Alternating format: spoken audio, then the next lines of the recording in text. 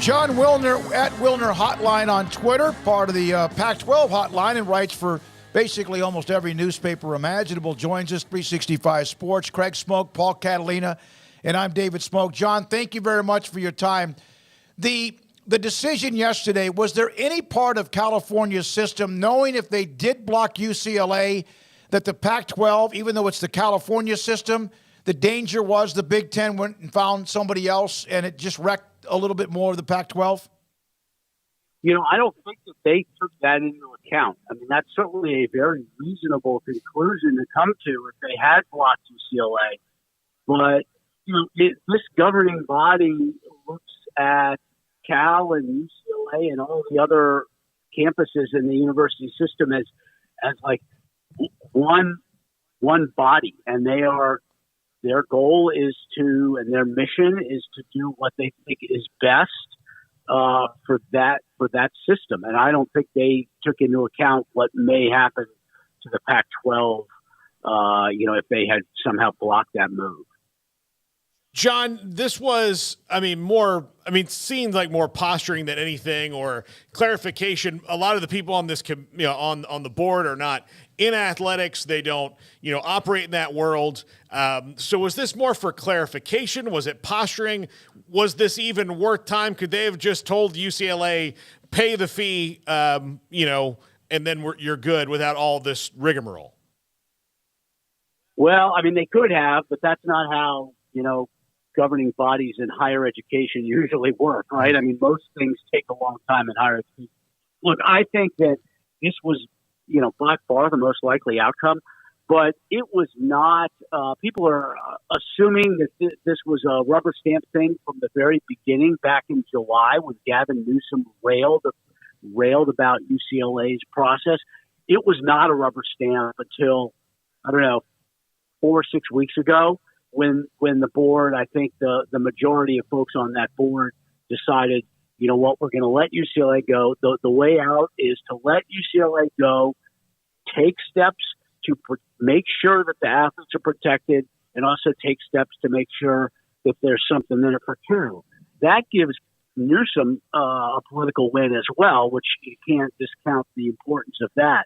But I don't think that this was rubber stamped to end like this.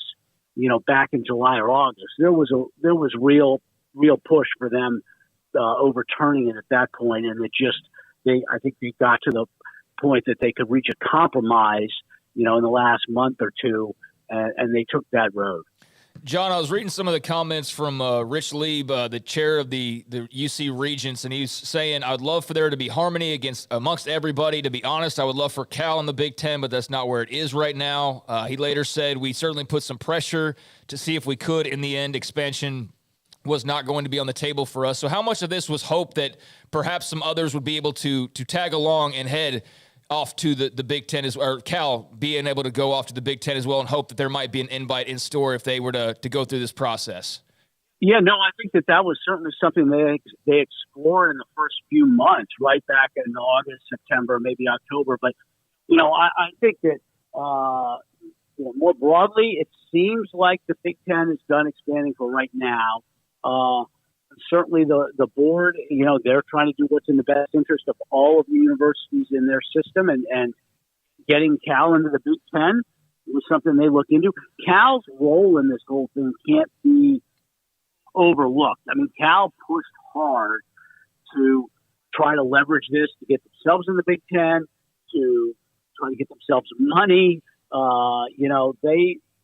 They were putting a lot of pressure on that board, which is why, I think part of the reason why it took so long and was so complicated. They were hearing from UCLA, but they were also hearing that Cal, and they were hearing, for months on end about this. Jon, if the system is to protect all the schools within the system, and I know that Cal and UCLA are the ones in the Pac-12 and UCLA eventually the Big Ten, but if their job is to protect everybody within the system, did they ever think about UCLA and that stipend or subsidy going to other schools within the system? I don't know for sure if they did or not, but I would say that Cal is the one whose, revenue stream is more affected. The only one whose revenue stream is really affected by UCLA's decision, right?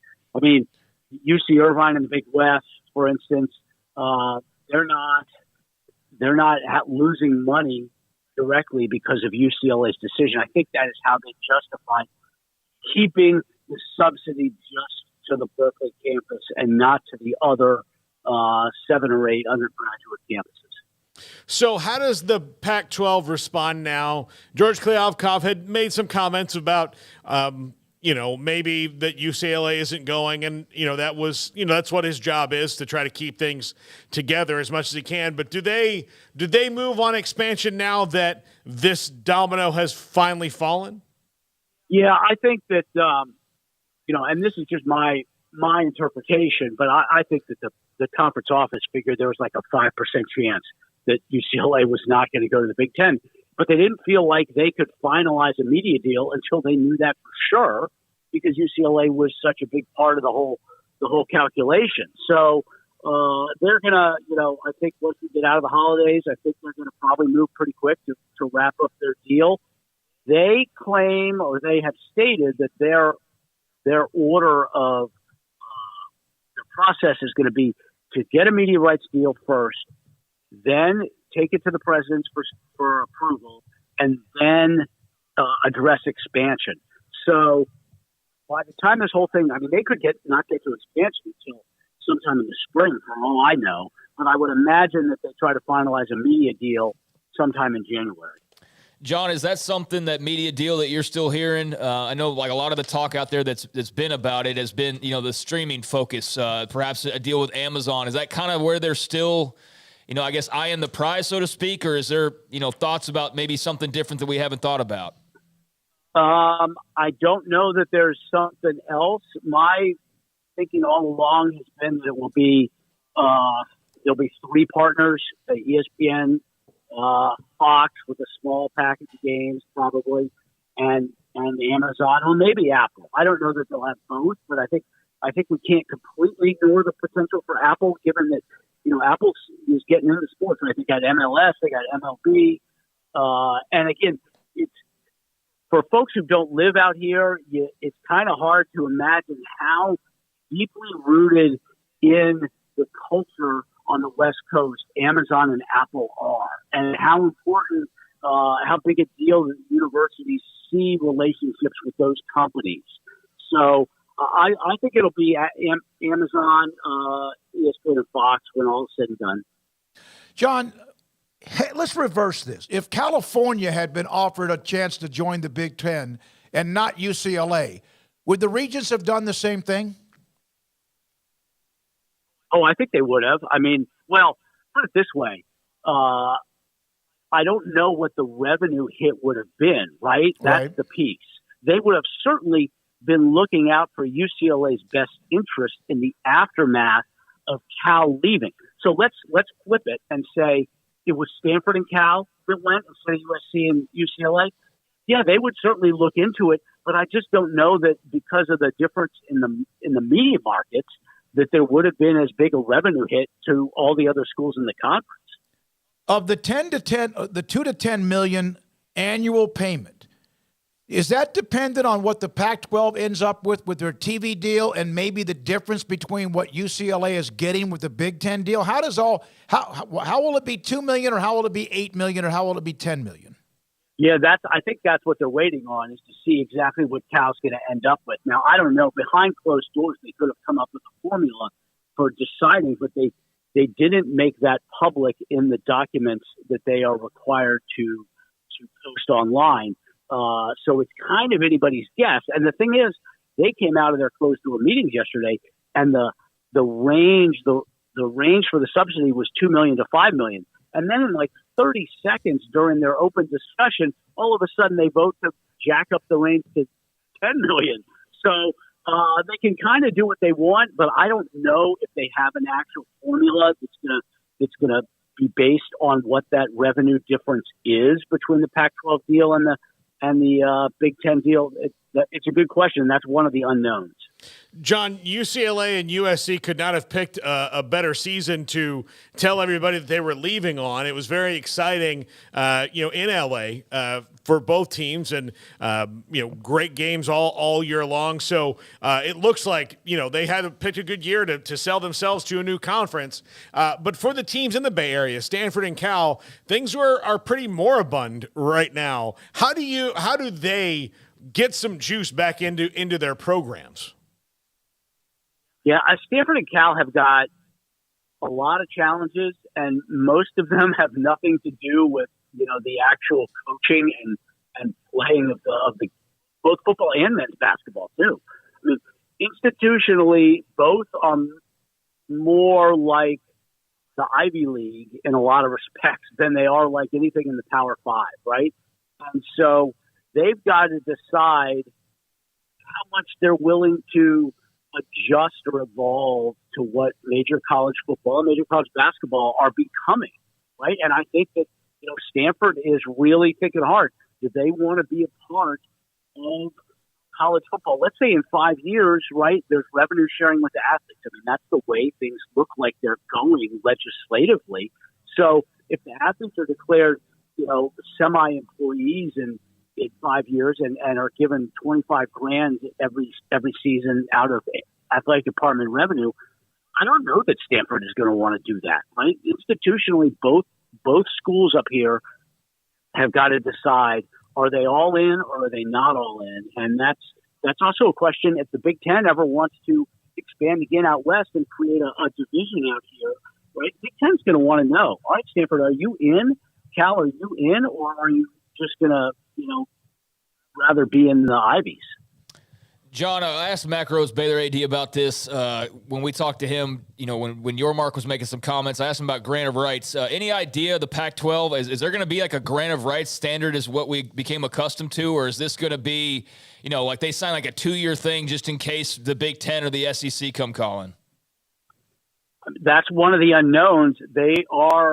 I believe that what they want to do, and I don't know if they're going to get this done or not, but I think what they want to do is sign a 5-year deal.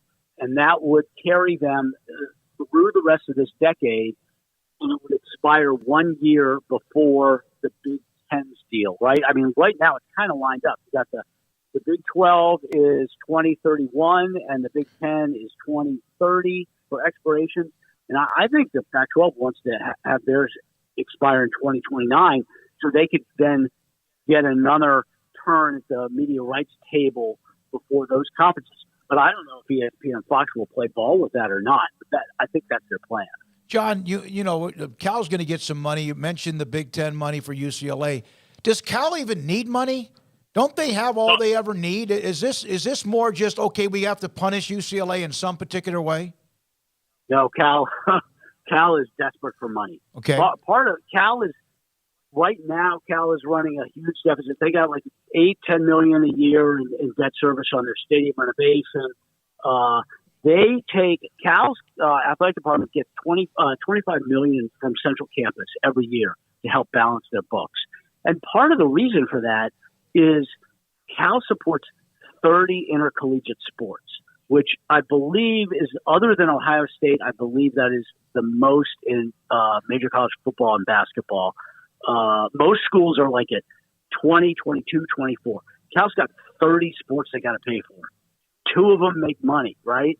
And so they are constantly in debt.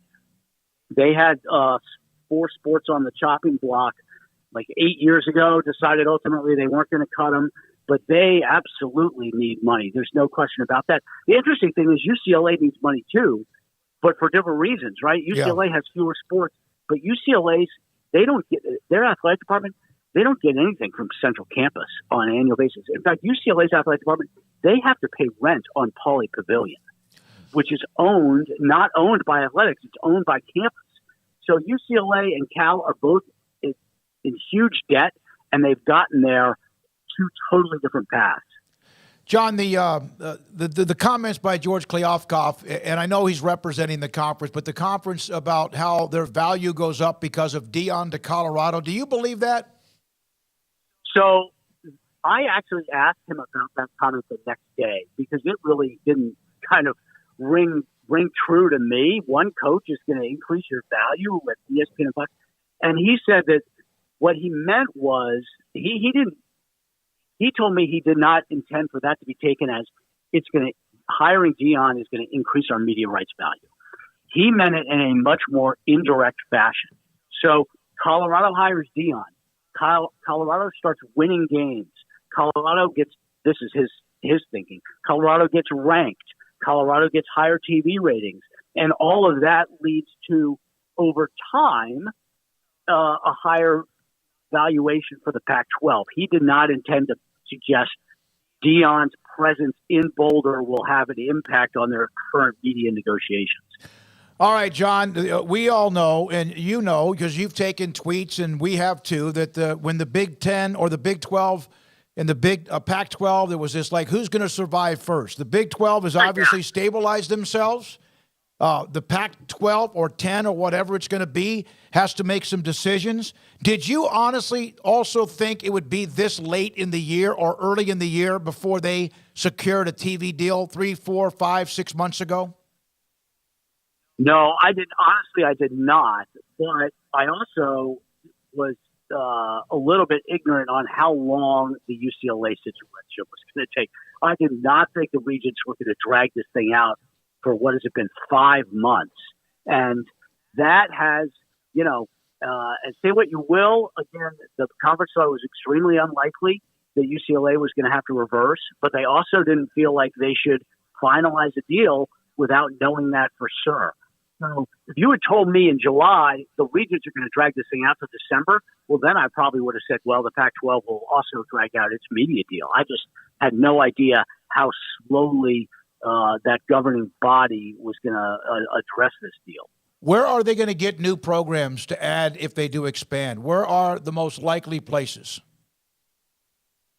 Well, I think that they need to go to San Diego State for a couple of reasons. One, I just think having a campus in Southern California is really important. And San Diego State, they've got a new stadium. That's a pretty good recruiting area. It's a top 25 media market. Makes a lot of sense to me for them to go get San Diego State. Plus, it's a defensive play, right? Obviously, the Big 12 is going to try to get out west, which is smart. And I'm sure San Diego State is near or at the top of their list. So the Pac-12 goes and gets San Diego State. It prevents the Big 12 from having a campus in San Diego and the Big 10 from having campuses in LA. That would be a disaster for the Pac-12. The other one I think is, I think that there is some sentiment at the presidential level to consider SMU. They like SMU's academic profile and SMU's, the things that matter to the presidents, right? The endowment, that kind of deal, the research money, all those things.